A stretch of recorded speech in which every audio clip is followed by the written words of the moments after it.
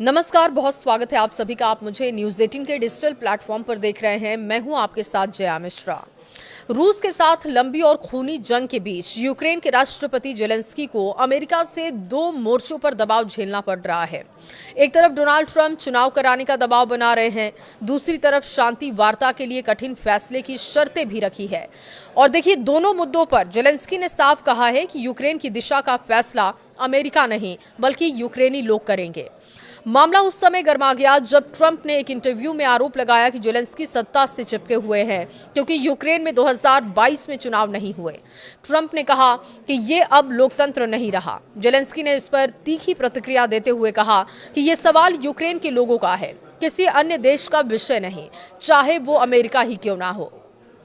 Zelensky ने चुनाव के लिए रखी हैं कुछ शर्तें, और वो शर्तें क्या हैं वो भी जान लीजिए। देखिए, उन्होंने कहा कि चुनाव कराने में कोई आपत्ति उनको नहीं है, लेकिन युद्ध के बीच वोटिंग कराने के लिए सुरक्षा, लॉजिस्टिक और कानून तीनों ही गारंटी चाहिए।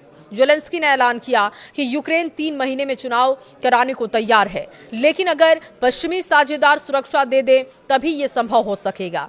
लेकिन यही दूसरी समस्या सामने आती है। ट्रंप की ये मांग कि जेलेंस्की शांति समझौते के लिए रियायतें दे क्योंकि यूक्रेन युद्ध मैदान में हार रहा है और रूस की बढ़त है।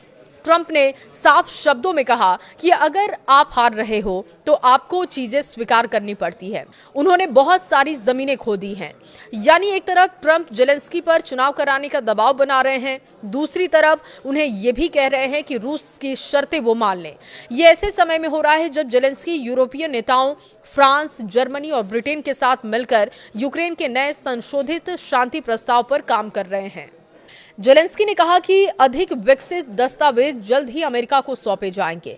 ये दस्तावेज युद्ध खत्म करने के संभावित कदमों और इसके साथ ही भविष्य की सुरक्षा गारंटियों का ब्लूप्रिंट होगा। लेकिन यहां भी रास्ता आसान नहीं। रूस का ताजा रुख पहले से अधिक कठोर है। पुतिन ने दावा किया कि जेलेंस्की अब वैध राष्ट्रपति नहीं, और साथ ही ये भी कहा कि किसी भी समझौते से पहले यूक्रेन को पूरा डोनबास क्षेत्र रूस के हवाले करना होगा। जेलेंस्की ने साफ कर दिया है कि ये शर्त वो मानने को तैयार नहीं है, और ऐसे में देखना होगा कि यूक्रेन का अगला कदम क्या होगा और अमेरिका के दबाव का कैसे जेलेंस्की जवाब देते हैं। खबर पर राय आपकी क्या है, कमेंट बॉक्स में जरूर बताएं।